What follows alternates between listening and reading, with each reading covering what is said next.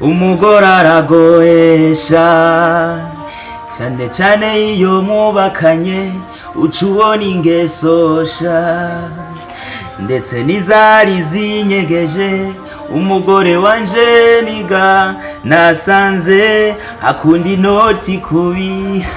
Hello fans, ndabaramukije amahoro y'Imana abane namwe. So twari twaburanye uyu munsi rero tubafitiye bishasha, tubafitiye ireresi yitwa Narihuse. So rero iyo reresi izoca kuri YouTube channel ya Mr King Samuel Official ku munsi wa gatandatu, ku munsi wa gatandatu itarike 10 z'ukwezi kwa gatanu, isaha zingahe?